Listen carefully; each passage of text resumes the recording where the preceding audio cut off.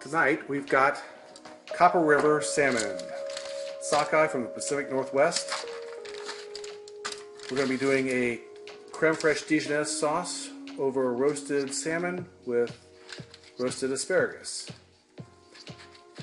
And what I'm doing, the first thing that you do is you skin the salmon. You do it first of all with a very sharp knife. This is very sharp. It's also very, very flexible. This allows you to bend the knife and skim the skin off without getting too much of the fish in it. And that's what I'm going to attempt to do. What I do is I give it a first start, and so the skin is here, and then with my fingers and my fingernails, I kind of hold it down to the board, and then I just pull back and forth and try to get as much of that skin. I want to leave as much of the fish as I possibly can. We'll see how well I did this time, but you're just going along and trying to cut off the very bottom layer.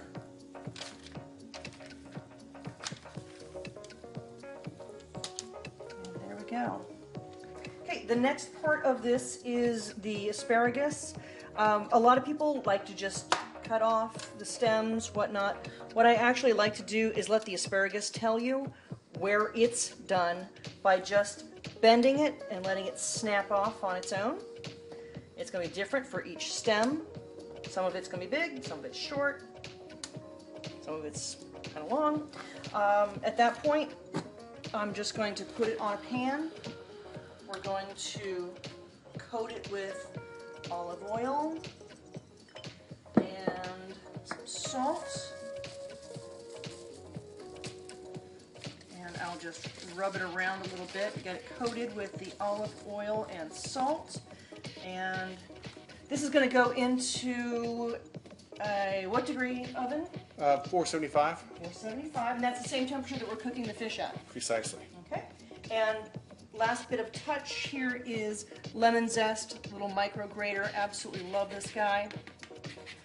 I'll put some on now, and then in about 20 minutes or so, when it's almost done, I'm going to add a little bit more. But this is just to sort of kick off the lemony roasting, and it'll go in the oven. Okay, the asparagus has been in the oven. We put it in the oven on the top rack, 475. It's been in for about 4 or 5 minutes. We are putting the skinned salmon in a cold pan with olive oil, salt, and pepper. And then it goes right into the hot oven, right with the asparagus. Right now. And again, we're putting the asparagus on the top rack, just in case at the last minute, if we feel that we need to put it on the broiler and finish it up, then we can. It's already there.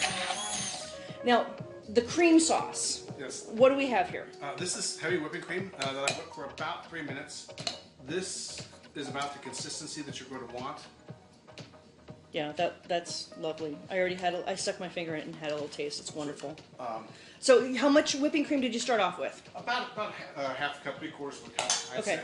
Okay. Give or take. And it's got, this is basically a cheat for creme fraiche. Okay, so you told me previously that you used to do this with just creme fraiche only. Yeah, the restaurant I worked at, we used nothing but creme fraiche. But Okay. when we moved to Cincinnati, never found it. Because creme fraiche was very difficult to find, and this is creme fraiche. Which we found on sale. Yes, yay, love a good deal. Oh yeah. So you're saying when you didn't have creme fraiche, what did you do? I did about 50% heavy whipping cream and about 50% sour cream. But we're using sour cream and whipping cream because, well, realistically, We don't have much. we just didn't have a lot left over. And I'm going to get the rest of the creme fraiche and throw it in there too. Yeah, so we're going to use all of the creme fraiche, and we're going to augment with your 50-50 recipe of sour cream and heavy whipping cream. Just going to incorporate it quickly together. This is going to be a very rich, wonderful sauce. And we will refrigerate this too. Once it's put together, it will go onto the fish cold. Awesome. And you also have some mustard. Does that go in now? Yes, it goes in now. This is Dijon, coarse ground Dijon mustard. It is an unparalleled flavor. Yeah, this really is a very unique thing. I remember when you first served it to me, I was a little iffy about the mustard and cream, but I was really convinced very, very quickly. This is a very elegant topping for salmon.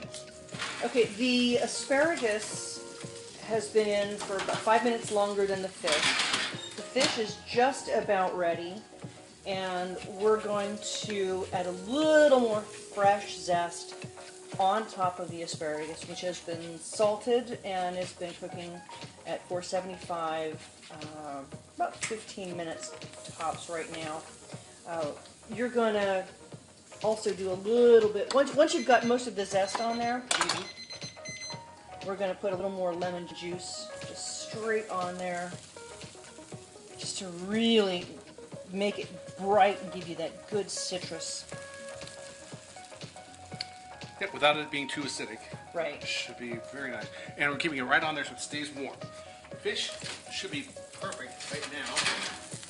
And it looks quite good. And we will break it into 2 nice pieces.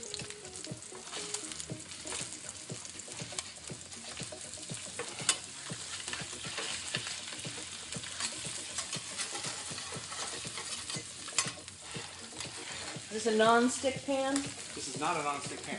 Okay. So,